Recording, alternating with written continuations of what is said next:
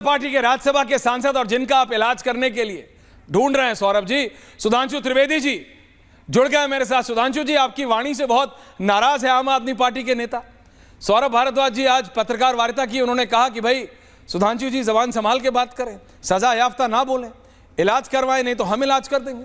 अभी कह रहे हैं कि राजनीतिक इलाज भी होता है, बहुत इलाज होते हैं, कर देंगे।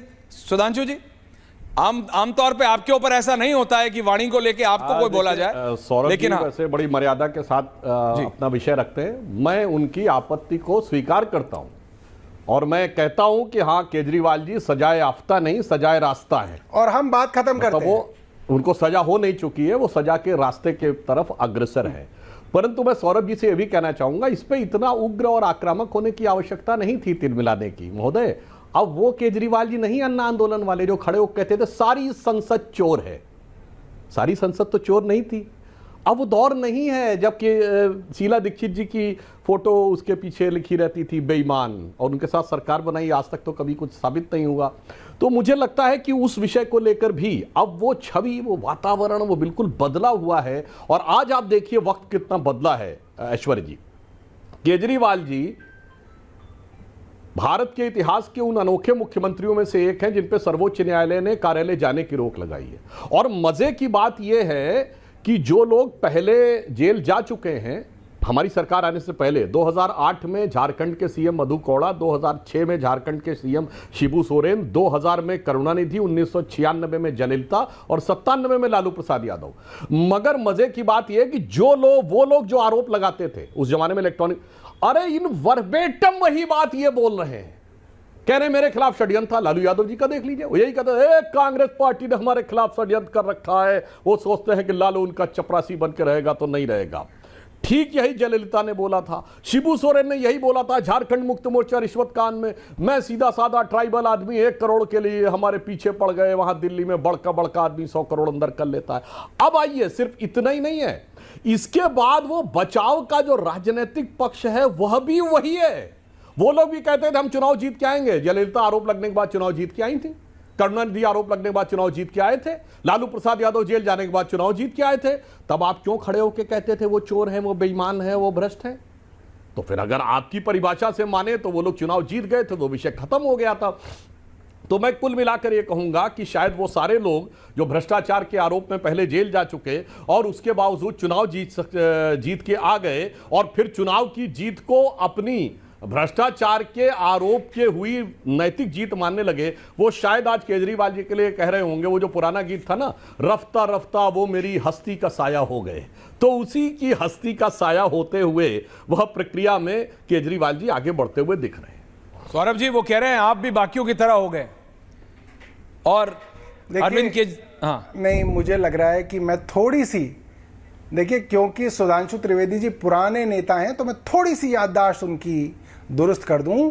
भारतीय जनता पार्टी वो पार्टी है जिसके राष्ट्रीय अध्यक्ष बंगारू लक्ष्मण जी कैमरे पर देश की रक्षा की दलाली करते हुए, पैसे लगते हुए पकड़े गए और उसके बाद सजा याफ्ता भी हुए। मैं बता दूं सजा याफ्ता का क्या मतलब होता है। सजा याफ्ता का मतलब वो होता है जिसके ऊपर मुकदमा चले और सबूतों के बिना पे कानून और कोर्ट उसको कहे कि हाँ, इसके ऊपर ये जुर्म साबित होता है, इज कन्विक्टेड।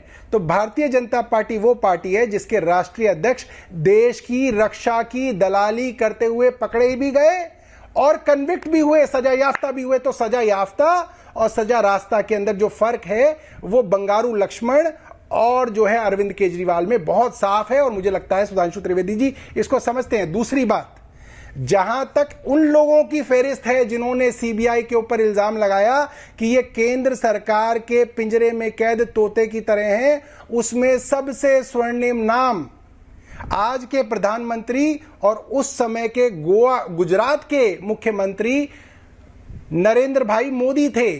चाहे तो त्रिवेदी जी गूगल करके देख लें, नरेंद्र मोदी जी रोज कहा करते थे कि सीबीआई कांग्रेस के हाथों में खेल रही है और मुझे बदनाम करने के लिए, मुझे रोकने के लिए सीबीआई के मुकदमे दर्ज कर दिए गए हैं। इन्हीं की पार्टी के आज जो गृह मंत्री हैं वे भी जेल गए थे, और वो जेल जाने के बाद उन्होंने ऐसा नहीं किया कि उन्होंने चुनाव नहीं लड़ा। जेल जाने के बाद वो भी चुनाव लड़े, वे भी जीत के आए और आज वो गृह मंत्री हैं। अगर जेल जाने के बाद चुनाव लड़के जीत के आना गलत है तो उनकी पार्टी में तो ऐसे बहुत सारे सदस्य हैं।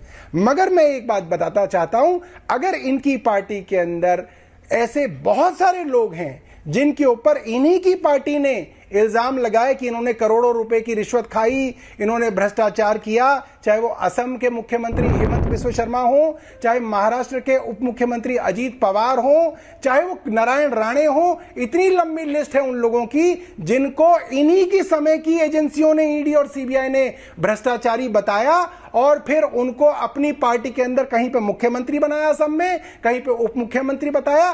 तो ये पाठ हमें ना सिखाएं। और अब तो सुप्रीम कोर्ट के जज ने कह दिया, सुप्रीम कोर्ट के जज ने कह दिया कि कई सालों पहले सीबीआई को पिंजरे में कैद तोता कहा जाता था, मगर आज बहुत शर्म की बात है कि आज भी सीबीआई का परसेप्शन वही बना हुआ है कि वो पिंजरे में कैद तोता है। और सीबीआई को अपना परसेप्शन बदलने की जरूरत है। सीबीआई को ना सिर्फ इंडिपेंडेंट जांच करनी है बल्कि इंडिपेंडेंट होते हुए दिखना भी है। इसका मतलब यह है कि आज देश की जनता की नजरों में सीबीआई इंडिपेंडेंट नहीं है। देश की जनता ये मानती है कि सीबीआई केंद्र के इशारों पे उनके राजनीतिक प्रतिबंधियों को जेल में बंद करता है, दबाव डालता है, और जो उनकी पार्टी में आ जाए वो मुख्यमंत्री और उप मुख्यमंत्री बन जाता है, और जो उनकी पार्टी में ना आए वो अरविंद केजरीवाल, मनीष सिसोदिया, सत्येंद्र जैन की तरह जेल के अंदर चक्की पीसता है।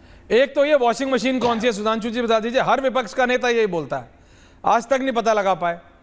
टॉप लोडर है, फ्रंट लोडर है, हर आदमी ये बोलता है। और आपने अजीत पवार जी को लेके आपने कहीं ना कहीं ये प्रूव भी कर दिया। एक दिन पहले आपके नेताओं ने बोला, अगले दिन आपकी पार्टी में आ गए। अब वो कह रहे हैं भाई केस पैरेज कोर्ट ने बोला, वो कह रहे हैं मिसयूज बंद करो, अगर आप मिसयूज नहीं करोगे तो कुछ नहीं होगा।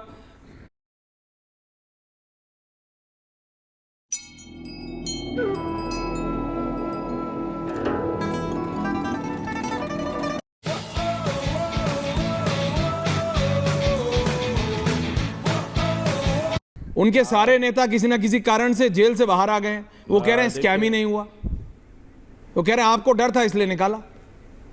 देखिए, जब सीबीआई ने केस्ड पैरेट बोला था तो जिस विषय में बोला था वो मैं याद दिला देना चाहता हूं। कोयला घोटाले के ऊपर एक हलफनामा सीबीआई को दाखिल करना था जिसमें कोर्ट ने यह कहा था कि यह किसी पॉलिटिकल एग्जीक्यूटिव को नहीं दिखाया जाएगा, किसी राजनीतिक अधिकारी के व्यक्ति को नहीं दिखाया जाएगा। और उसके बाद जब वो सबमिट हुआ और सीबीआई से पूछा कोर्ट ने, तो सीबीआई ने एक्सेप्ट कर लिया। सरकार ने हलफनामा दिया, गवर्नमेंट ने कहा कि हमने नहीं देखा है, मगर सीबीआई ने कहा कि पीएमओ के अधिकारियों ने बुलाकर वह हलफनामा देखा था और उसके बाद उस हलफनामा को खारिज कर दिया। तो सौरभ जी जो बात कह रहे हैं, अगर यह बात होती तो सीबीआई या कोर्ट सारे विषय को खारिज कर देती यदि उसे लगता उस दौर की बात। और दूसरी बात जो जेल में डालने की बात है, तो मैं पुनः याद दिला देना चाहता हूं बहुत अच्छे तरीके से, जो आज हमारे ऊपर आरोप लगाया जाता था जब ये लोग कहते थे सब मिले हुए हैं एक दूसरे पर कार्रवाई नहीं करेंगे, तो 2014 से पहले का मैं याद दिला देना चाहता हूं। ऐश्वर्य जी, आज राहुल जी और सोनिया जी जिस मुद्दे को लेकर 50,000 के मुचलके पे हैं, वो नेशनल हेराल्ड केस अक्टूबर 2013 में दिल्ली हाईकोर्ट की प्रोसीडिंग से शुरू हुआ, हमारी सरकार नहीं थी। 2011 में कनिमोझी और ए राजा जेल गए, हमारी सरकार नहीं थी। 2010 में सुरेश कलमणी जेल गए, हमारी सरकार नहीं थी। 2008 में मधु कौड़ा जेल गए, हमारी सरकार नहीं थी। डिसप्रोपोर्शनेट एसेट के केस मुलायम सिंह मायावती पे 2006-7 में लगे, हमारी सरकार नहीं थी। शिबू सोरेन 2006 में जेल गए, करुणानिधि 2000 में जेल गए, लालू यादव 97 में जेल गए, जयललिता 96 में जेल गई। झारखंड मुक्ति मोर्चा रिश्वत काट 1994 में हुआ, राजीव गांधी पे आरोप 87 में लगा, एफआईआर 90 में हुआ। महोदय, इसमें 2014 के बाद का क्या है? मैं विनम्रता से कहता हूं, जिन नेताओं पे आपने आरोप लगाए थे पिछले 30-35 साल की एक लोकसभा बता दीजिए जब इनमें से किसी नेता ने आरोप ने आगे पीछे अदालतों और जांच एजेंसी के चक्कर न काटे हो। पर आप तो अलग राजनीति लेके आए थे। अब वो लोकपाल की बात तो छोड़िए, आपकी पार्टी में भी तो एक लोकपाल था, एडमिरल रामदास, कहां चले गए? वो तो फेंकाए गए साहब। राजनीति बदल गई, वक्त बदल गया। संविधान बदल गया, कहते थे साहब एक ही टर्म रहेगा संयोजक 3 साल के लिए, फिर आगे बढ़ाया, चुनाव है 2021 में बदल दिया। यानी अब फिर वही जो बाकी पार्टियों में है कि ताजिंदगी या प्रसाद पर्यंत, जिसे कहते हैं ना, till my desire will be there, party के चीफ बने रहेंगे। तो इसीलिए मैंने कहा वो हर कदम पे हम नशी, हम नवा और हम साया होते चले जा रहे हैं उन्हीं पार्टियों के जिनके बारे में आरोप लगाकर वह राजनीति में आए थे।